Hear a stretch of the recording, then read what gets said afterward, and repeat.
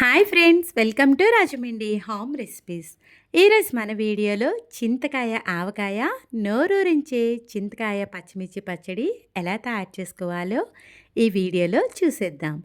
ఆవకాయను మైమరిపించే చింతకాయ ఆవకాయ వేడి వేడి అన్నంలో నెయ్యి వేసుకొని కలుపుకుని తింటూ ఉంటే ఎన్ని ముద్దలు తింటున్నామో తెలియకుండా తినేస్తాం. చింతకాయ ఆవకాయ పక్కా కొలతలతో ఎలా తయారు చేసుకోవాలో చూద్దాం. ఈ ఆవకాయ తయారు చేసుకోవడానికి నేను ఇక్కడ అర కేజీ దాకా చింతకాయలు తీసుకుంటున్నా. మునిగేంత వరకు నీళ్లు వేసుకొని చింతకాయలను బాగా రఫ్ చేస్తూ క్లీన్ చేస్తే దానిపైన ఉన్న మట్టంతా కూడా పోతుంది.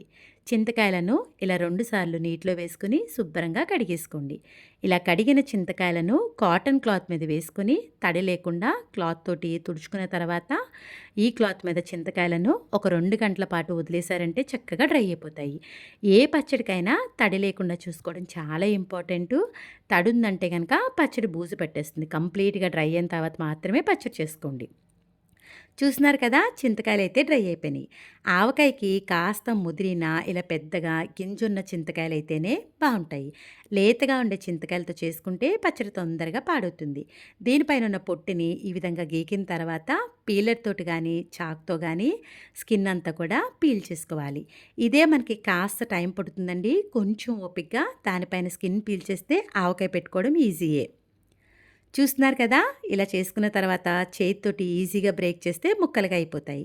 ఈ పచ్చడికి మన లోపలున్న గింజనైతే రిమూవ్ చేసుకోమండి. గింజతో పాటే పచ్చడి పెట్టుకోవాలి.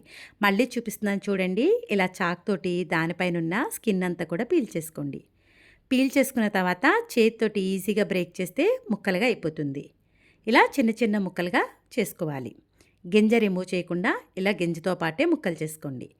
చింతకాయ ముక్కలైతే రెడీ అయిపోయినాయి కదా. పచ్చడి పెట్టుకోవడానికి వెడల్పుగా ఉండే బేషన్ తీసుకొని మనం ముక్కలను మెజర్ చేసుకోవాలి. నేనైతే కనుక ఈ కప్ తోటి 2 కప్పుల దాకా ముక్కలు తీసుకుంటున్నా. నేను తీసుకునే 2 కప్పుల ముక్కలకి కారం ఉప్పు ఎంత పడతాయనే చెప్తున్నాను. మీరు ఇంకా ఎక్కువ క్వాంటిటీలో చేసుకుని అయితే ఉప్పు కారాన్ని అడ్జస్ట్ చేసుకోండి. నేనైతే ఈ పచ్చడికి ఆవకాయ కారాన్ని తయారు చేసుకుంటున్నానండి. ఇలా గనక ఆవకాయ కారం తయారు చేసుకుంటే వంట రాని వాళ్ళు సైతం చాలా ఈజీగా ఆవకాయనైతే పెట్టేసుకోవచ్చు. ఇలా ఆవకాయ కారం తయారు చేసుకున్నారు అంటే సీజనల్గా దొరికే చింతకాయ, ములక్కాడ, చిక్కుడుకాయ, ఉసిరికాయ, క్యాలీఫ్లవర్ అలానే చాలా రకాల వెజిటేబుల్స్ తోటి దోసకాయతో కూడా మనం ఆవకాయ అయితే పెట్టేసుకోవచ్చు. ఇప్పుడైతే ఆవకాయ కారం తయారు చేసుకుందామా. దీనికోసం కళ్ళుప్పుని గంట లేదా 2 గంటల పాటు ఎండబెట్టేసేయండి. దాంతోపాటు ఆవాలను కూడా ఎండబెట్టుకోండి. ఆవకాయకి 0 సైజ్ ఆవాలైతే కనుక బాగుంటాయి. కారం మనం రెగ్యులర్గా కూరలో వాడే కారం కాకుండా పచ్చికారం వాడాలి. అలానే మెంతులు. పచ్చికారం మనం ఇంట్లో తయారు చేసుకునేలా అయితే కనుక రెగ్యులర్ మిరపకాయలు చిన్నగా ఉంటాయండి. ఆవకాయ మిరపకాయలు అడిగితే మీకు ఇస్తారు. అవి తెచ్చుకుని ఎండబెట్టుకుని చేసుకున్నా సరే, లేదు అనుకుంటే 3 మ్యాంగో మిర్చి పౌడర్ని కూడా యూస్ చేసుకోవచ్చు. చూస్తున్నారు కదా, రెగ్యులర్ మిరపకాయల కన్నా కాస్త పెద్దగా ఉంటాయి ఆవకాయ మిరపకాయలు. అవి తెచ్చుకుని కారం తయారు చేసుకోండి. ఇప్పుడు ఆవకాయ కారం తయారు చేసుకోవడం కోసం ముందుగా మనం ఎండబెట్టుకున్న ఉప్పునైతే గ్రైండ్ చేద్దాం. ఉప్పు ఆల్రెడీ కల్లుప్పు ఎండబెట్టిందే కాబట్టి గ్రైండ్ చేయగానే ఈజీగా మెత్తగా పౌడర్ అయిపోతుంది. ఈ కప్ తోటి 2 దాకా కల్లుప్పుని వేసుకొని గ్రైండ్ చేసుకుంటున్నా.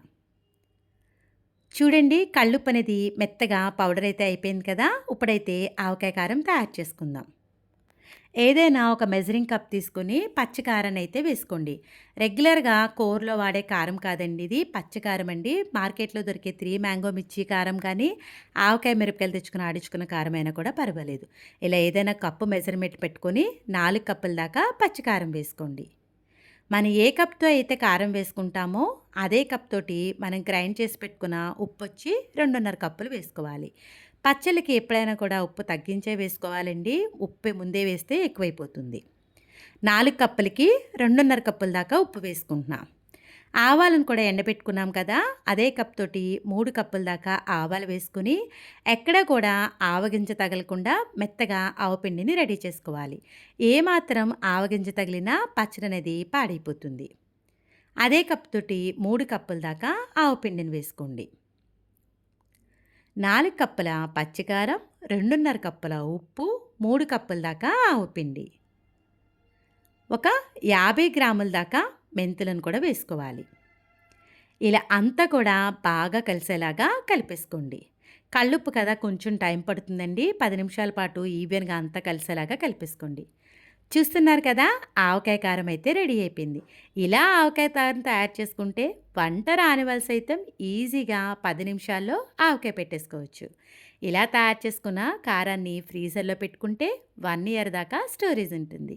వీడియో నచ్చిందా? అయితే ఒక్క లైక్ ఇవ్వండి. మీరిచ్చే లైక్ వల్ల మన వీడియో ఇలాంటి మరికొంతమందికైతే చేరుతుంది. నేను అలా చేసుకున్న ఆవకాయ కారాన్ని అదే కప్ తోటి 1.5 కప్పు దాకా వేసుకుంటున్నా. 2 కప్పుల చింతకాయలకి తయారు చేసి పెట్టుకున్న ఆవకాయ కారం 1.5 కప్పు వేసుకుంటున్నా. చూస్తున్నారు కదా! ఇలా ఆవకాయ కారం ఉంటే 10 నిమిషాల్లో పచ్చడి ఎవరైనా కూడా ఈజీగా పెట్టేసుకోవచ్చు. 20-25 దాకా వెల్లుల్లి కూడా వేసుకొని చింతకాయ ముక్కలకి కారం అంతా కూడా బాగా పట్టేలాగా కలిపేసుకోండి. పచ్చళ్ళకి ఎప్పుడైనా నువ్వుల నూనె కానీ, పల్లీల నూనె గానీ వేసుకుంటేనే బావుంటుంది. నేనైతే ఇక్కడ ఒక కప్పు నిండా నువ్వుల నూనె వేసుకుంటున్నా. ఇలా నూనె అంతా వేసుకున్న తర్వాత గరిటెతోటి నూనెని బాగా కలిసేలాగా కలిపేసుకోండి. ఇలా అంతా ఈవెన్‌గా మిక్స్ చేసిన తర్వాత దీనిపైన మూత పెట్టేసి ఒక 2 రోజుల పాటు అలానే వదిలేసేయండి. 2 రోజుల తర్వాత మూత తీసి ఉప్పు, కారం చెక్ చేసుకోండి. ఎప్పుడైనా పచ్చళ్ళకి ఇలా పైకి తేలేలాగా నూనె ఉండాలండి. లేదు అంటే పచ్చడి అనేది పాడవుతుంది. ఉప్పు, కారం చెక్ చేసి ఆయిల్ కూడా తక్కువైతే వేసుకోండి. చూస్తున్నారు కదా! చింతకాయ, ఆవకాయ తయారు చేయడం ఎంత ఈజీయో. ఇలా తయారు చేసుకున్న ఆవకాయని మీరు ఫ్రీజర్‌లో పెట్టుకున్నారు అంటే సంవత్సరమైనా కూడా పాడవకుండా చాలా రుచిగా ఉంటుంది. రెగ్యులర్ ఆవకాయల కన్నా కూడా చింతకాయ ఆవకాయ పుల్లగా ఉండి భలే రుచిగా ఉంటుందనుకో. ఒక్కసారి నేను చెప్పిన ఈ కొలతలతో మీరు కూడా ఆవకాయ ట్రై చేసిన తర్వాత ఎలా వచ్చిందనేది మీ అమూల్యమైన ఫీడ్‌బ్యాక్‌ని నా కామెంట్ సెక్షన్‌లో తెలియజేయండి. ఇప్పుడైతే చింతకాయ, పచ్చిమిర్చి పచ్చడి ఎలా తయారు చేసుకోవాలో చూద్దాం. నోరూరించే చింతకాయ పచ్చిమిర్చి పచ్చడి ఎలా చేసుకోవాలో చూద్దామా? పులుపంటే ఇష్టపడే వాళ్ళు చింతకాయతో చాలా రెసిపీస్ చేసుకోవచ్చు. అవేంటి అనేది నెక్స్ట్ వీడియోలో అయితే మీకు షేర్ చేస్తాను.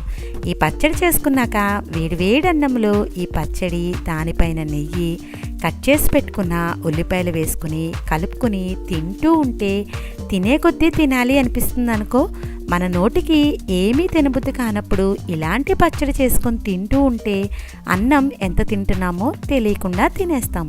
ఎంతో రుచికరంగా ఉండే చింతకాయ పచ్చిమిర్చి పచ్చడి ఎలా చేసుకోవాలో ప్రాసెస్ అయితే చూసేద్దామా? ముందుగా ఒక బౌల్లోకి చింతకాయలను అయితే తీసుకోండి. నేనైతే ఇక్కడ ఒక 1/2 కిలో దాకా లేత చింతకాయలు తీసుకుంటున్నాను. అది మునిగేంత వరకు వాటర్ యాడ్ చేసుకొని బాగా ప్రెస్ చేస్తూ క్లీన్ చేయాలి. ఇలా ప్రెస్ చేస్తూ క్లీన్ చేయడం వల్ల దీనిపైన ఉన్న డస్ట్ అనేది క్లీన్ అవుతుంది. ఇలా నీట్గా క్లీన్ చేసి పెట్టుకున్న చింతకాయల్ని ఒక బౌల్లోకి తీసుకోండి. లేత చింతకాయలు కాబట్టి బాగా పులుపు ఉంటుంది కాబట్టి పచ్చిమిర్చి అనేది కాస్త ఎక్కువగా పడుతుంది. ముందుగా చింతకాయలను క్లీన్ చేసుకున్నాం కదా, వీడియోలో చూపించిన విధంగా చేత్తో ఇలా హాఫ్కి అయితే బ్రేక్ చేసుకోండి. లేతయే కాబట్టి చాలా ఈజీగా బ్రేక్ అయిపోతాయి. లేత చింతకాయలు పులుపు ఎక్కువగా ఉంటుంది కాబట్టి దాన్ని బట్టి పచ్చిమిర్చి వేసుకోండి. నేనైతే ఒక 13 దాకా తీసుకుంటున్నాను. బాగా ఇలా పండిన పచ్చిమిర్చి అయితే పచ్చడి చూడడానికి కలర్ఫుల్గా ఉంటుంది. ప్యాన్ పెట్టి ఆయిల్ వేసి ఆయిల్ హీట్ అయిన తర్వాత 1 స్పూన్ దాకా జీలకర్ర వేసుకోండి. అలానే నాటి పెట్టుకున్న పచ్చిమిర్చి ఒక 13 దాకా వేసుకుంటున్నాను. మీరు తీసుకునే చింతకాయ పులుపుని బట్టి పచ్చిమిర్చి అనేది యాడ్ చేసుకోవాలి. ఇలా లో ఫ్లేమ్లో పెట్టుకుని ఒక 5 నిమిషాల పాటు ఫ్రై చేయండి. ఇలా పచ్చిమిర్చి కాస్త మగ్గిన తర్వాత ముందుగానే ఒలిచిపెట్టుకున్న చింతకాయలు కూడా వేసుకొని మరొక 5 నిమిషాల పాటు లో ఫ్లేమ్లో ఫ్రై చేసుకోవాలి.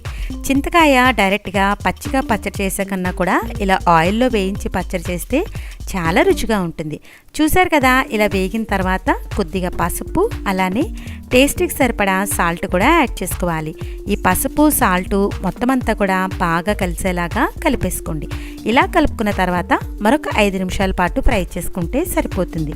చింతకాయలు ఈ విధంగా మనకి కాస్త ఫ్రై అయిన తర్వాత మూత పెట్టేసి లో ఫ్లేమ్లో ఒక్క 2 నిమిషాల పాటు అయితే ఫ్రై చేసుకోండి. చక్కగా ఫ్రై అయిపోయినాయి కదా, స్టవ్ ఆఫ్ చేసేసి దీన్ని అయితే కాస్త చల్లారనిద్దాము. చల్లారిన తర్వాత మిక్సీ జార్లోకి ముందుగానే వేయించి పెట్టుకున్న చింతకాయలు అలానే పచ్చిమిర్చి కూడా యాడ్ చేసుకోండి. దీంట్లోకి కొద్దిగా వాటర్ యాడ్ చేసుకోండి. మరీ ఎక్కువ వాటర్ యాడ్ చేసి పల్చగా చేస్తే చింతకాయ పచ్చడి అనేది నిల్వ ఉండదు. ఇలా అవసరాన్ని మటుకు కొద్దిగా వాటర్ యాడ్ చేసుకుంటే సరిపోతుంది. ఒలిచిపెట్టుకున్న వెల్లుల్లిపాయలు కూడా వేసుకొని మూత పెట్టేసి ఈ విధంగా తిక్ల పేస్ట్లో అయితే చేసుకోవాలి. చింతకాయ పేస్ట్ అయితే రెడీ అయిపోయింది కదా. ఇప్పుడు ఈ చింతకాయ పచ్చిమిర్చి పేస్ట్ని ఒక బౌల్లోకి అయితే తీసేసుకుందాం. ఇప్పుడు ఈ పచ్చడికైతే తాలింపు అయితే పెట్టుకుందాం. మనం తీసుకునే చింతకాయల పులుపుని బట్టి పచ్చిమిర్చి అనేది యాడ్ చేసుకోవాలి. పోపు పెట్టి ప్యాన్ పెట్టి దాంట్లోకి కొద్దిగా ఆయిల్ వేసుకుని ఆయిల్ హీట్ అయిన తర్వాత 1 స్పూన్ దాకా శనగపప్పును వేసుకోండి. అలానే ఒలిచిపెట్టుకున్న వెల్లుల్లిపాయలు ఒక 4 దాకా వేసుకోవాలి.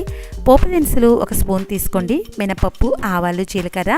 ఆవాలు కాస్త చిటపడలాడిన తర్వాత 3 లేదా 4 ఎండుమిర్చి కూడా వేసుకోవాలి. క్లీన్ చేసి పెట్టుకున్న కరివేపాకును కూడా వేసుకొని మంటను లో ఫ్లేమ్లో పెట్టుకుని పోపునైతే ఫ్రై చేసుకోవాలి. చూసారు కదా, పోపు ఈ విధంగా మనకి కాస్త ఫ్రై అయిన తర్వాత స్టవ్ ఆఫ్ చేసేసి కాస్త చల్లారనివ్వండి.